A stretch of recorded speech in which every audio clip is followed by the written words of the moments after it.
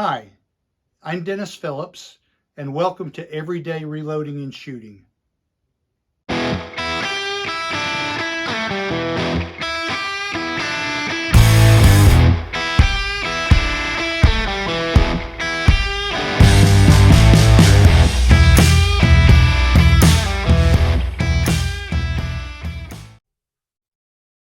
There's a link in the description below where I shot this target back on January 12th with my Ruger AR-556 at 25 yards with my SIG Romeo 5 dot sight. I was shooting 26.7 grains of CFE223 powder using a 55 grain full metal jacket bullet. This was somewhat of a practice session, but this was shooting 20 groups at 25 yards, 25 shot groups, 100 rounds total. And I averaged all of these, and the average of all 20 groups was 1.38 inches. So tomorrow I'm going to the range, and I have loaded 100 rounds of the same thing, 55 grain full metal jacket bullet with 26.7 grains of CFE 223 powder using Gen X primers. But this time I have a different target. The problem that I had before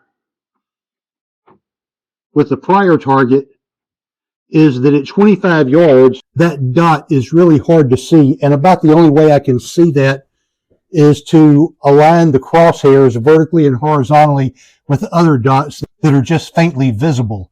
So I'm shooting this same round, but this time I'm using a different target. I'll have to label it, but this time I'm using something that I think I'll be able to see from 25 yards away.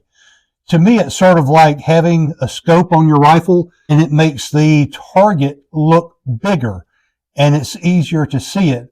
Well, with my Romeo dot sight, I don't have any magnification.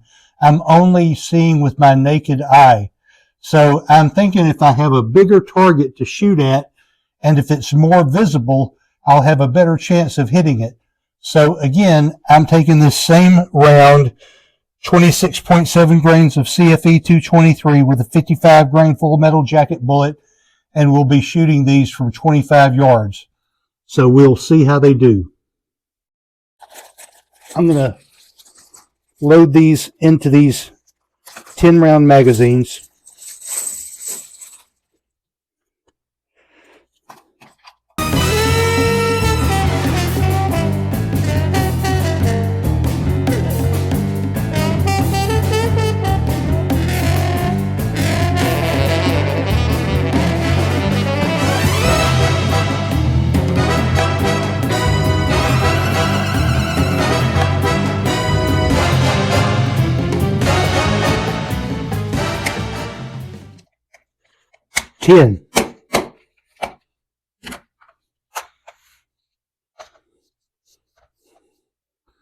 There we have it, folks. 10 round magazines. Full metal jacket, CFE 223, 26.7 grains. Gen X primers. Once and second fired brass. 3,100 feet per second.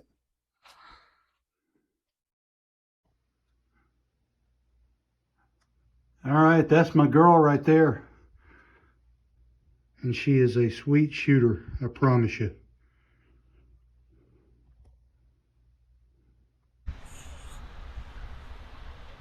All right, welcome to the Georgia Gun Club. Today I'll be shooting 26.7 grains of CFE 223, pushing a 55 grain full metal jacket bullet. I'll be shooting at 25 yards. I shot this same load previously on a different target. The problem was I couldn't see the spots that I was shooting at 25 yards. They were just too hard to see. So I've made the targets bigger so that I can see them better from a distance, and hopefully by being able to see those, I'll be able to hit them. So let's get started. I'll be shooting at 25 yards. You're welcome to enjoy the music while I fast forward through my shooting, or you can skip forward to the results that follow.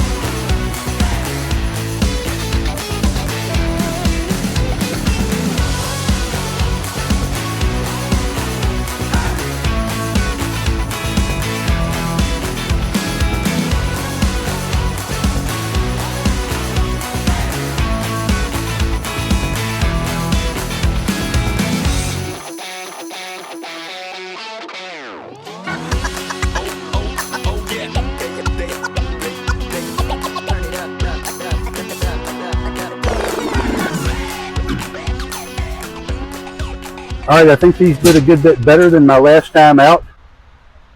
I also had a backrest under my stock, and I think that helped as well. So let's bring them in and take a look.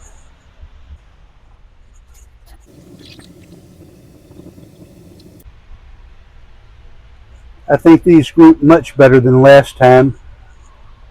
I see like an inch here, just over an inch, that's an inch, under an inch, just over an inch, that's an inch, barely over an inch. That one's kind of scattered, not sure what happened there. Just over an inch. That's like 3/4 of an inch there. Little scattered, shooting to the left,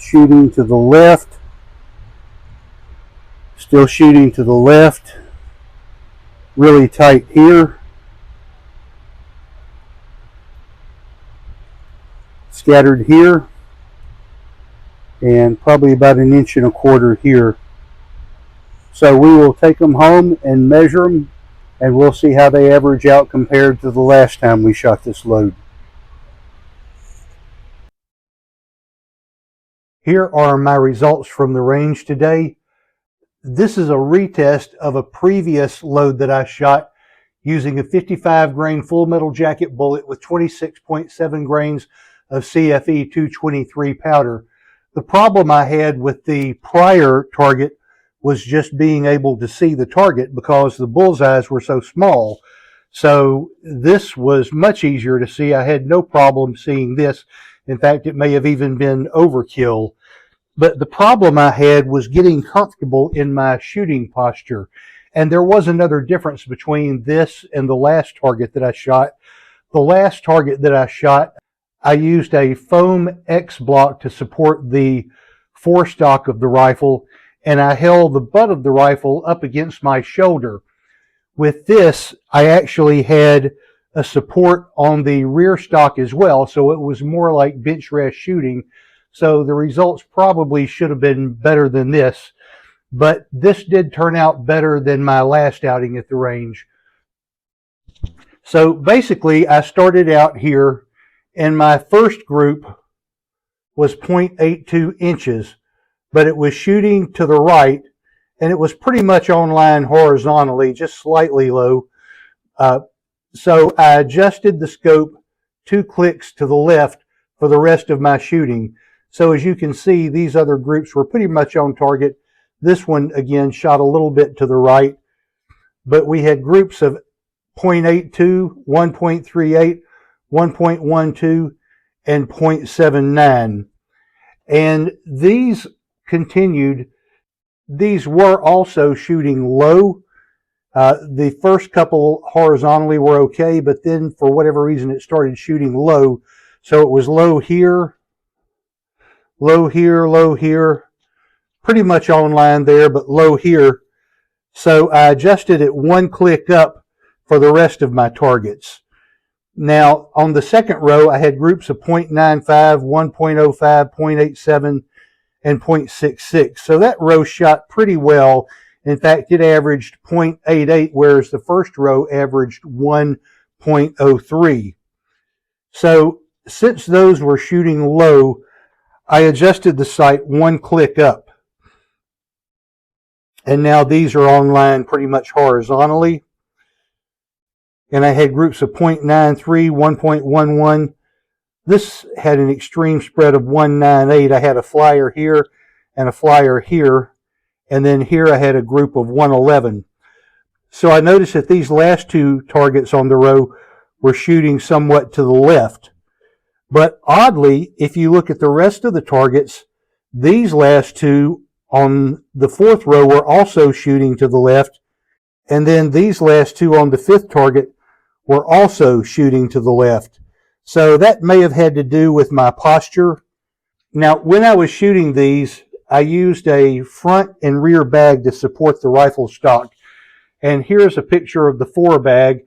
I basically had to do a karate chop on this to get that down because I had a hard time getting on the targets with the dot sight because the bag was too tall. So I had to karate chop that thing in the center to get it down to where the dot sight was pretty much on target. But still, at that point, I had the rear stock elevated.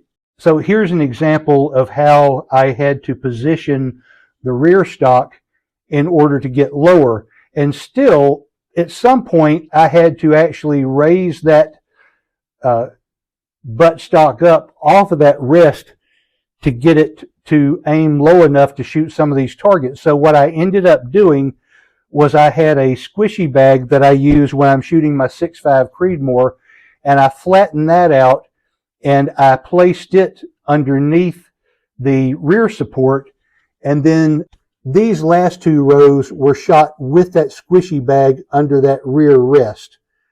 And I don't know that they were any better than the others. In fact, the row averages were worse because I had a row average of 130 and 132. But just to go over these, the row average was 126.55, 133, and 205. I had two flyers here and here that threw that group off. And then on the very last row, we had groups at 154, 78, 135, and 159. And so these rows, I know the load was all the same for all of these, but I do like to average the rows. And it looks like earlier on I was shooting better because I had a row average of 103 and 0.88. Then it went to 0.28, 130, and 132. And then as far as the column averages, I noticed that the first columns were shooting better. So we had column averages of 1.1, 0.97, 133, and 124. I did also take into consideration the fact that 8 out of 10 of these were under an inch. So that shows what the rifle is capable of. So I want to get to where all of these are going to be under an inch at 25 yards. And I think we're capable of getting there. And I think we can get there with this load also. We may have to change primers. I may have to make sure that I've got that extra support on the rear rest. Make sure my shooting position is good. But I think I can get to where all of these are going to be under an inch. So the total average of all 20 groups was 1.16. And this is better than my last outing because the last time out, all 20 averaged 1.38. So we can attribute that to, I think, number one, being able to actually see the target better because the targets were larger, and also having both a front and a rear rest to shoot from. So I'm going to do this again using a front and rear rest. I'm going to use this same load. I'm going to modify this target so that the crosses aren't quite so big. And I'll probably use a different primer. This was shot with a Gen X primer, which I don't think is one of the better quality primers. So I'll probably go to a Magtech or a CCI. So those are my results from the range today. If you have a load that works for you and your AR when you're practicing or shooting at 25 yards, leave a comment below. I always try to engage everyone who comments. And please remember to like and share. And please remember to subscribe. Thank you for watching.